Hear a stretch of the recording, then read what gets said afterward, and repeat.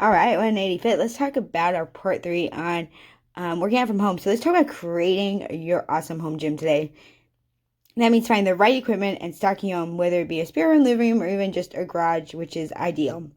The exact equipment you're going to need is going to depend largely on the goals of your workouts that you're trying to achieve and who you need to burn calories and lose weight, for instance, quite different from those you use to build massive muscle. So we're going to learn later in this series, building muscle is actually still one of the key ways to burn fat.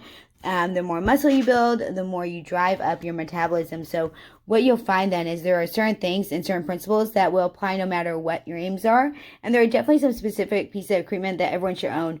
So listen on and let's take a look at some of those and how you should approach this process. Now, say I do have a body weight series. It is possible to do without weights and without any of this. And so coming up on the screen in a moment will be body weight. My body weight series, you can click on that to watch more of that if you're interested in more of the non-equipment approach.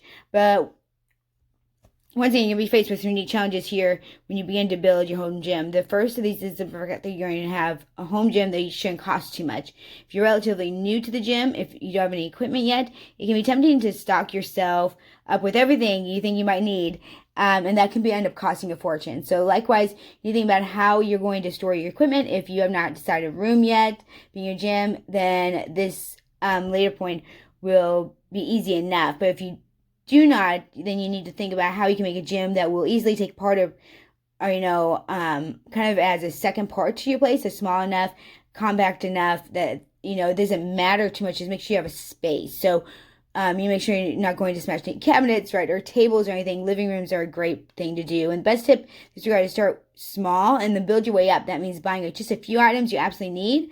To begin with, by approaching it in that way, at least you're with the potential to expand it and build upon that to start. So take dumbbells, for example. Dumbbells are useful for practically every workout under the sun and can hit all manner of different body parts, but you're going to need dumbbells that are heavy enough if you hope to really have an impact on your muscle growth. Of course, heavy enough depends on your current progress, which will change in time, but also the move you're doing. Lateral dumbbell raises are difficult to perform with anything above, 5 pounds or 10 kilograms, even for a 10 trained athlete. However, it'd be incredibly light if you're doing a press, which is above the shoulders. So the way to approach this challenge, start out with dumbbells that can be increased and decreased in size. That means you should be able to remove and add weights as the situation requires you to build up. Normally you get dumbbells for around 30, and you can increase the weight up to about 17, 18 pounds. This is a great starting point, so you'll want to buy lots of you might want to buy lots of dumbbells, which will allow you to build up further still. And I'll have some links in the show notes on my favorite products that you can just click on and take you to Amazon to grab my ones that I recommend from all my trials and my reviews and stuff. This is just one example how you can approach your gym in a more compact way if necessary while saving the money. Another example of something you might want is a pull-up bar. I highly recommend a pull-up bar. It says, incredibly, unobtrusive item that will cost you maybe like $10. You can even get one that the pull bars that don't need drilling. They simply fit over the door frame, which is what I have. And the best piece of equipment to upgrade, your pull-up bar, gymnastic rings. I have gymnastic rings. Gymnastic rings are simply plastic rings that attach to rope and become looped around the pull-up bar. Then this allows you to perform dips, muscle-ups, iron cross, reverse push-ups, pull-ups from a lower height with your legs touching the floor, stretched out in front of you, all the manner of these things. The best thing about gymnastic rings is they cost very little, once again, and they can be stored in, actually I just keep mine hanging on on one of my bars, so that's the best way to do it. A jump rope, meanwhile, great alternative to treadmill. You can do a surprising amount of workout with it, and a piece of metal that offers resistance when squeezed, right? And we'll see later on that there are likewise lots of things you can do with everyday items found from home even. So think outside the box a little bit and use these tips and principles behind these tips. And build yourself a gym that you don't need everything I'm talking about, you don't need to take up a bunch of space, but think about these are the kind of the basics. So I want you to think about your gym and what you need. So, the basics you should invest in, but for those who are looking for specific instructions, because I know some of you want specifics, right? The following is a good list of equipment that you should you can invest in over time, gradually build up the gym. Now note that none of these are absolutely essential to get started, except the pull-up bar and possibly the dumbbells, depending upon the interest and goals. I really do recommend those, the rings too.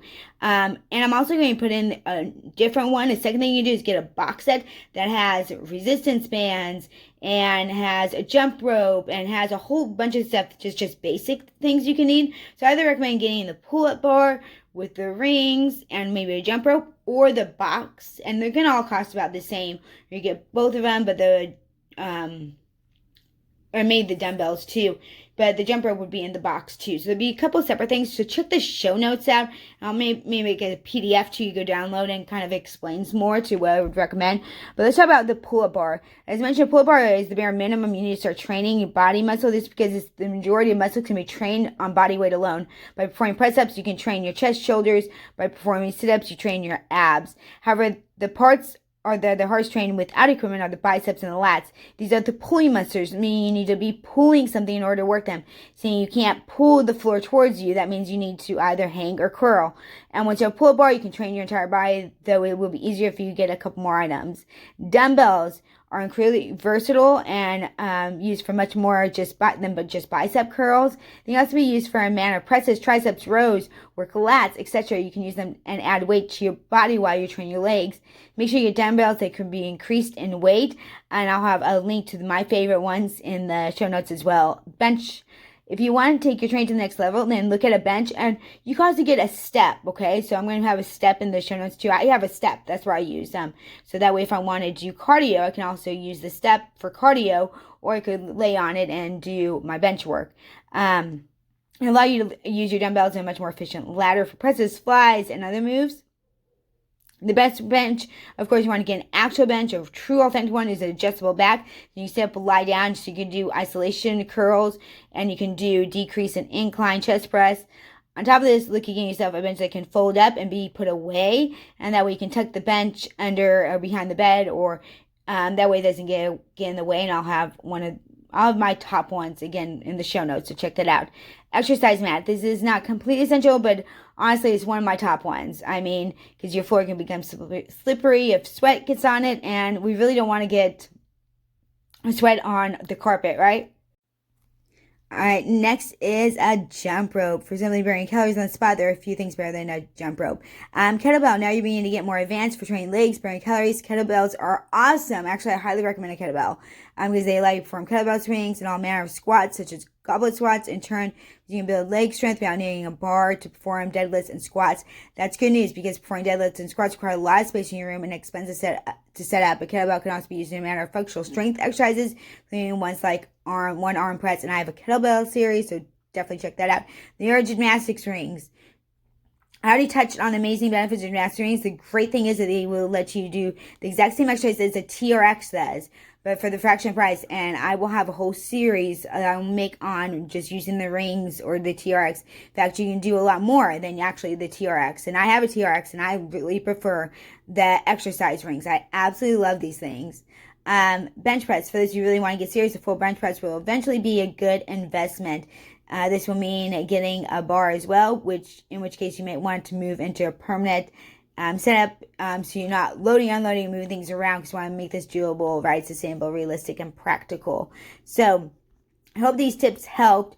If you have any questions, post them in the comments, and I'll make another video on any questions you have about, Jen, should I have this in my gym? Would I need this? What, if anything's confusing to you, if anything, when you go to check and see my recommendations are confusing, go ahead and comment, because if you have a question, others do too. Okay, in the next part of this part 4, we're going to look at how muscle growth actually works. So this is very important. It doesn't matter if you want to lose weight or you want to build muscle.